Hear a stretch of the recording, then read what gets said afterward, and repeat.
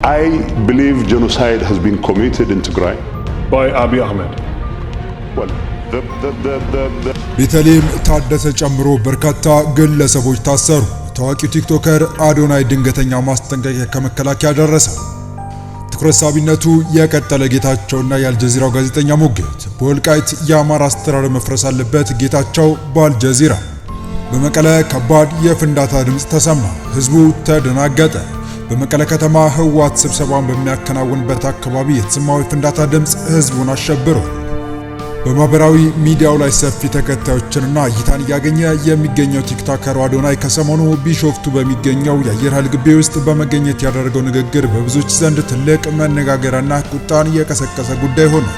ይህ በማህበራዊ ሚዲያ ተጠቃሚዎች ዘንድ በሰፊው ሲያነጋግርና ሲያጨቃጨቅ የነበረው የአዶናይ የአየር ኃይል አባላቱን ለማነቃቃት መገኘትም ቲክቶከሩ ላይ በአየር ኃይሉ ከፍተኛ አመራሮች ዘንድ የማስጠንቀቂያ መልእክት እንዲደርሰው አድርጓል። ለመሆኑ አዶናይ የደረሰው ማስጠንቀቂያ ምንድን ነው የሚለውንና ለብዙዎች ራስ ማጥፋትና ጎዳና ላይ መውደቅ ምክንያት የሆነችው ቤተልሔም በቁጥጥር ስር መዋል የተመለከተው መረጃና ስለ አነጋጋሪ የጌታቸው ረዳ ቃለ ምልልስ የተሰማውን እንዲሁም በመቀለ ስለተፈጠረው ከባድ ፍንዳታ አክለን ይዘን ተገኝተናል። ቻናሉን ሰብስክራይብ፣ ላይክ፣ ሼር ያደረጋችሁ እስከ መረጃዎቻችን ፍጻሜ አብራችሁን ቆዩ።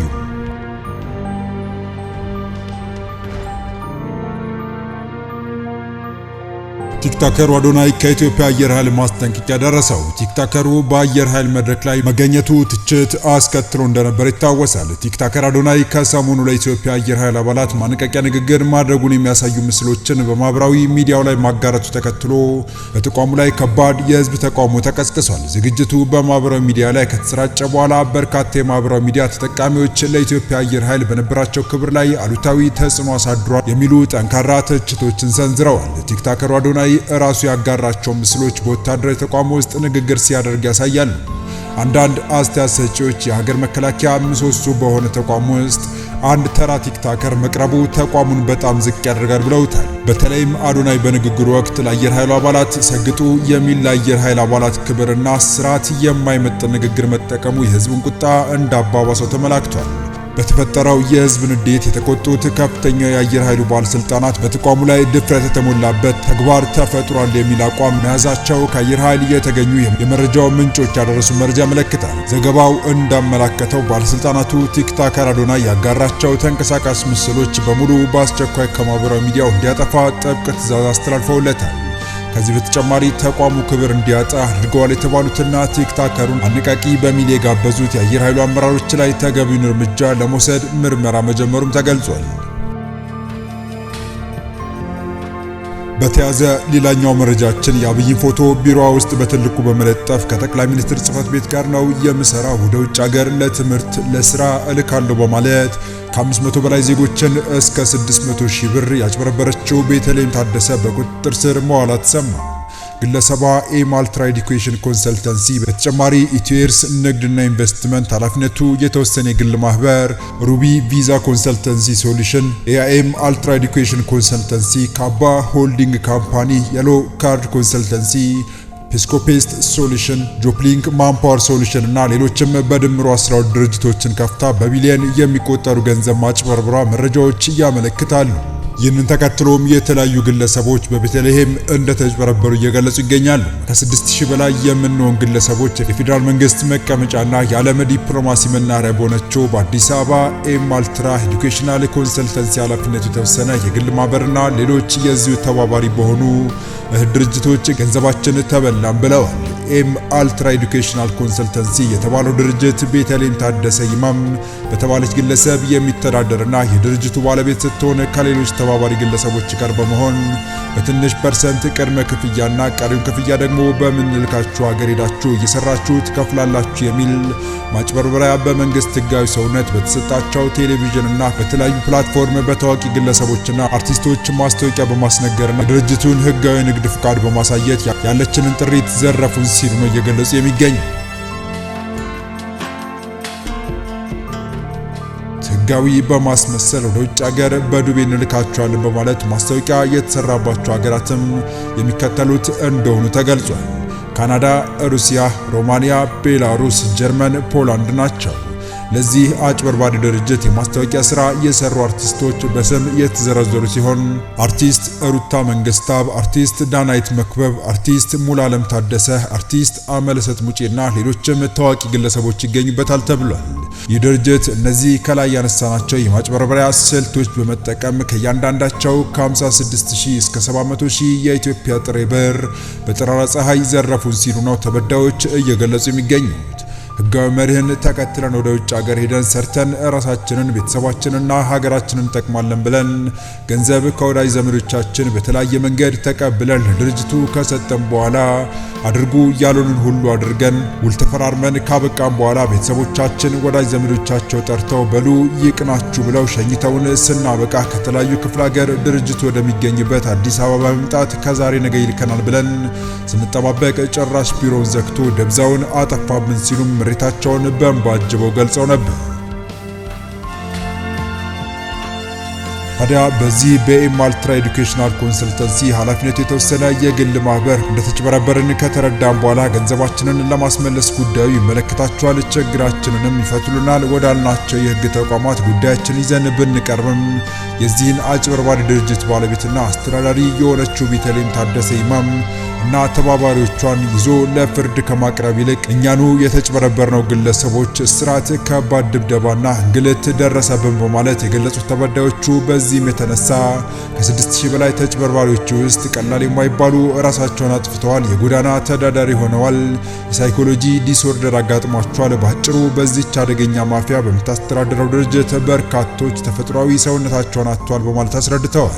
ይህ ብቻ አይደለም። የዚህ ድርጅት መስራችና ባለቤት የሆነችው ቤተልሔም ታደሰ የተባለችው ግለሰብ በግል ስልኳ ወደኛ በቀጥታ በመደወል እኔን በህጋዊም ሆነ በየትኛው መንገድ ለመወንጀል ብታስቡ ምናልባትም እስከ ዛሬ ድረስ በህይወታችሁ አይታችሁ የማታውቁትን ዋጋ ትከፍላላችሁ። እኔ ከሁሉም የመንግስት መስሪያ ቤቶች ጋር ጥብቅ ቁርኝት አለኝ፣ ሶ ዶንት ትራይት እና ሌሎችም ዛቻዎችን ስትዘነዝርብን ቆይታለች። ከግለሰቧ እንቅስቃሴዎች ተነስተንና እሷ እንደምትለው ከመንግስት መስሪያ ቤቶች ጋር አብራ እየሰራች ነው ብለን እንድናምን ተገደናል። ስለሆነም ይህ ድርጊት በሀገር ላይ የሚያደርሰውን ሁለንተናዊ ውድቀት ተረድታችሁ ጉዳዩ እኛን ይመለከተናል የምትሉ ሁሉ እንባችንን ታብሱልን ዘንድ ጥሪያችንን እናስተላልፋለን ባሉ ማግስት የዚህ አደገኛ ተግባር መሪ ተዋናይ የሆነችው ቤተልሔም በህግ ቁጥጥር ስር መዋላ ብዙዎችን አስደስቷል።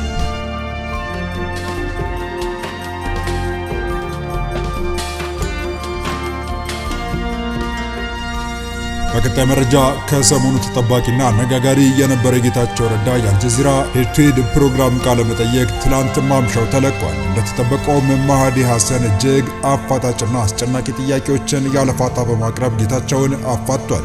ቃለ መጠይቁ ከጥያቄና መልስ ባለፈ የውይይት ተሳታፊዎች ያከለ ነበር። 49 ደቂቃ በፈጀው ቃለ መጠይቅ 5 ዋና ጉዳዮች ተነስተዋል።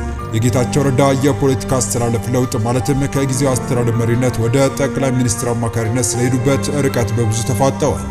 በወልቃይት ጉዳይ ጥያቄ የቀረበ ሲሆን ከደመቀ ዘውዱ ጋር መገናኘታቸው በክደት ተነስቷል። ጌታቸው ግጭትን መፍታት ከፈለገ ስልጣን ካላቸው አካላት ጋር መነጋገር አለበት፣ የፌዴራል መንግስት የአካባቢውን የአማራ አስተዳደር ማፍረስ እንዳለበት ማምና ነው ብለዋል። ተፈናቃዮቹ እንዲመለሱ ምቹ ሁኔታ ለመፍጠር ከደመቀ ዘውዱ ጋር መስራቴ ግድ ነው ሲሉ መልሰዋል።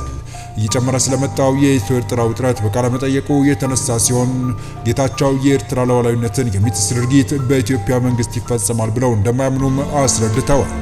እመኑኝ ጉዳዩ ወደ ጦርነት አያመራም ብለዋል። ጠቅላይ ሚኒስትር አብይና ፕሬዝዳንት ኢሳያስ ግጭቱን ለማርገብ መንገድ ይፈጥራሉ ሲሉም የተከራከሩት ጋዜጠኛ መሃዲ ግን ጠቅላይ ሚኒስትር አብይ የታሪክ ስህተትን ማስተካከል አጀንዳ አለው፣ ኢትዮጵያ ተቆልፋ እንደማትኖር 1,000,000% እርግጠኛ ነኝ ሲሉ ተናግረዋል።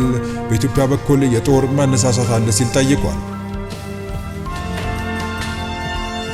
ጌታቸው ረዳ ስለ ጉሰማው አትጨነቁ ሲሉ አጭር መልስ ሰጥተዋል። ጋዜጠኛ መሃዲ ግን ጉዳዩን በቀላል ማለፍ አልፈለገም።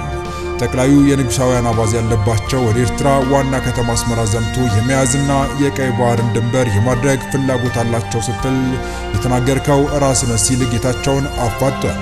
አቶ ጌታቸው ከአብይ የኢትዮጵያ ታላቅነት የመመለስ ፍላጎት ጋር ችግር የለብኝም ያለ ሲሆን ወደ ግጭት እንግባ ከተባለ ነው ችግር የሚኖረው ብለዋል።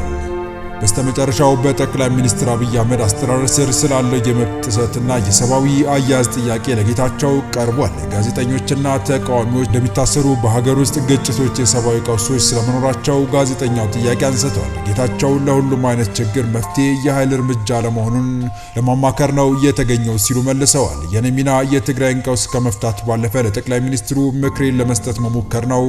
በተቃዋሚ መሪዎች ላይ ለሚደረግ ማንኛውም እንቅስቃሴ አሁንም ድረስ ተቃዋሚ ነኝ ሲል መልሷል። በጠቅላይ ሚኒስትር የመደመር እሳቤ ላይ ቀደም ባለ ጊዜ ታላግጥ ነበር፣ አሁን ስታደንቅ ታይታል የሚል ጥያቄም ለጌታቸው ተነስቷል። ሰዎች መደመር የመቀላቀል አጀንዳ ነው ይላሉ ሲልም ጋዜጠኛው ኮስተር ያለ ጥያቄ አንስቷል።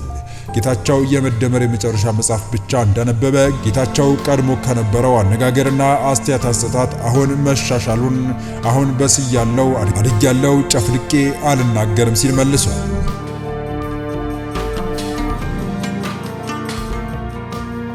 በመጨረሻም በመቀለ ከተማ ከባድ ፍንዳታ ተሰምቷል። ከባድ ፍንዳታው የመቀለ ከተማ መለያ ከሆነው የሰማዕታት ሐውልት አጠገብ የተከሰተ መሆኑ ተሰምቷል። ፍንዳታው የተከሰተበት ሐውልቲ እየተባለ የሚጠራው አካባቢ ህወሓት ዋነኛ ጉባኤዎችን የሚያካሂድበት የስብሰባ አዳራሽና የሰማዕታት ሐውልቱ የሚገኝበት በመሆኑ ከባድ ውጥረት ተፈጥሯል።